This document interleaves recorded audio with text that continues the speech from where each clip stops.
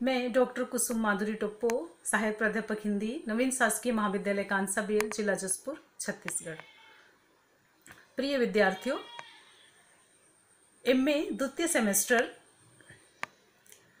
तृतीय प्रश्न पत्र भारतीय काव्यशास्त्र के इकाई 4 के अंतर्गत मैंने पूर्व के वीडियो में रीति सिद्धांत के अंतर्गत रीति के अर्थ और रीति की अवधारणा को स्पष्ट किया था।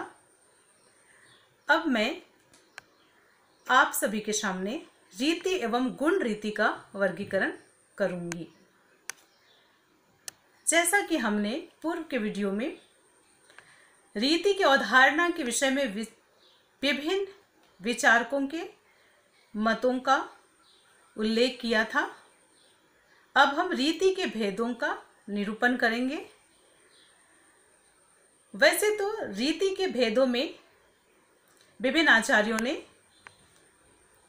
वैदर्भी, गौड़ी और पांचाली रीति को माना और कई विद्वानों ने इनके भेदों में बढ़ोतरी भी की, जिसमें लाटी, अवंतिका और मागधी आदि को भी रीति का भेद माना है।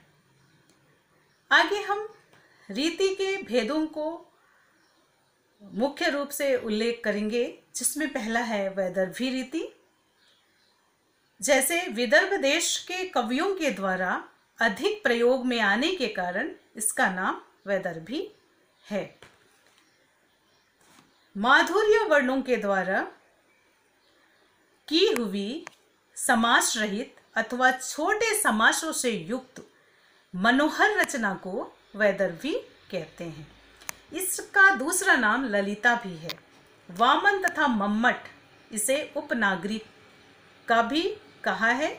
आचार्य आनंद वर्धन इन गुणों से व्यंजक वृत्ति को पूर्णतः समास रहित स्वीकार करते हैं तथा असमासा उन्होंने कहा था। स्पष्ट है कि रुद्रट के अनुसार यह कोमल और सुकुमार गुणों से युक्त होने के कारण श्रृंगार, करुण आदि रसों के लिए अधिक उपयुक्त बताया गया है। वामन वैदर्भी को समग्र गुण वैदर्भी कहते हैं। दंडी वैदर्भी को प्राणभूत 10 गुण मानते हैं। राजशेखर ने वैदर्भी रीति का वर्ग को कर्णप्रिय माधुर्य गुण का प्रवाह से प्रवाहित माना है। साहित्य में वैदर्भी रीति अन्य रीतियों की अपेक्षा मर्मादृत हुआ है। इस प्रकार वैदर्भी रीति की परिभाषा स्पष्ट हो गया कि माधुर्य व्यंजक वर्णों से युक्त, दीर्घ समासों से रहित अथवा छोटे समासों वाली ललित पद रचना का नाम वैदर्भी है। यह रीति श्रृंगार आदि ललित मधुर रसों के लिए अधिक अनुकूल माना है। जैसे उदाहरण के लिए इन पदों को देखते हैं। मधुशाला वह नहीं जहां पर मदिरा बेची जाती है, भेंट जहां मस्ती की मिलती, मेरी तो वह मधुशाला है। इन पदों में कोमल मधुर वर्णों का प्रयोग हुआ है, समास का भाव है, पदावली ललित है, श्रुति मधुर है और वैदर्भी रीति कहलाता है। दूसरा प्रकार है गौड़ी रीति। गौड़ ओजपूर्ण शैली है। दंडी इसके 10 गुणों का समावेश नहीं मानते। वामन गौड़ी रीति के स्वरूप का विवेचन करते हुए कहते हैं कि इसमें ओज, मधुरता, सुकुमारता का अभाव रहता है। रुद्रट ने इस दीर्घ समास वाली रचना माना है, जो कि रौद्र, भयानक, वीर आदि उग्र रसों की अभिव्यक्ति के लिए उपयुक्त माना है। राजशेखर के अनुसार दीर्घ समास वाली सानुप्रास तथा योग वृत्ति संपन्न गौड़ी रीति माना गया है। साहित्य दर्पणकार विश्वनाथ ने गौड़ी रीति का लक्षण इस प्रकार लिखा है। ओज गुण प्रकाशक वर्णों में संपन्न, शब्द आडंबर तथा समास बहुल रचना गौड़ी रीति कहलाता है। इस इससे गौड़ी रीति का दूसरा नाम परुषा है। मम्मट के अनुसार इस लक्षण को इस प्रकार बताया कि ओज प्रकाश कस्तः स्तु परुषा, और आचार्य आनंद वर्धन इसे दीर्घ समास वृत्ति कहते हैं, क्योंकि इसे समास समग्र रचना की अधिकता होती है। इस प्रकार गौड़ी रीति की परिभाषा स्पष्ट होती है कि ओज प्रकाश वर्णों से संपन्न दीर्घ समास वाली आडंबर वर्ती रीति गौड़ी होती है। फिर तीसरा है पंचाली रीति। जैसे पंचाली रीति का सबसे पहले उल्लेख वामन ने किया, उसके अनुसार यह माधुर्य और सुकुमारता से संपन्न रीति और असंगठित भाव शिथिल छाया युक्त मधुर और सुकुमार गुणों से युक्त होती है। राजशेखर के मत में यह शब्द और अर्थ के समान गुंफन से युक्त होती है। विश्वनाथ ने कहा कि यह 5-6 समासयुक्त पदों के बंध वाली रचना होती है। काव्य प्रकाश कर इसे कोमल वृत्ति कहते हैं, उद्भट इसे ग्राम्य वृत्ति कहते हैं, आनंद वर्धन इसे मध्यम समास से युक्त पंचाली वृत्ति कहते हैं। भोज, ओज एवं कांति समन्वित पदों की मधुर सुकुमार रचना को पांचाली रीति कहते हैं। जैसा कि इन पदों को उदाहरण के तौर पर देखते हैं। मधुरागा मुस्काती थी पहले जब देखा तुमको, परिचित से जाने उसके तुम लगे उसी क्षण हमको। इस उदाहरण में प्रसाद गुण की अधिकता है, समास का अभाव है, शब्दावली कोमल है, इसलिए यह पांचाली रीति है।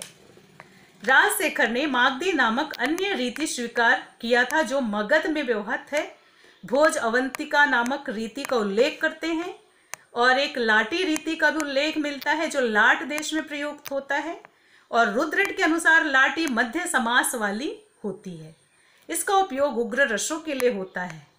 विश्वनाथ लाटी को वैदर्भी पंचाली के बीच की रीति मानते हैं। रुद्रट इसी प्रसंग में 5 अन्य वृत्तियों का इस प्रकार भी उल्लेख किया है: मधुरा, परुषा, प्रौढ़ा, ललिता और भद्रा।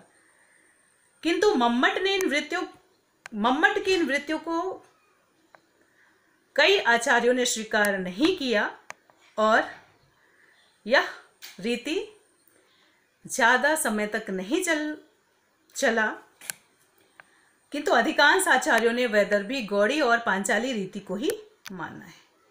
आगे हम रीति के आधारभूत तत्वों में गुण का वर्गीकरण करेंगे।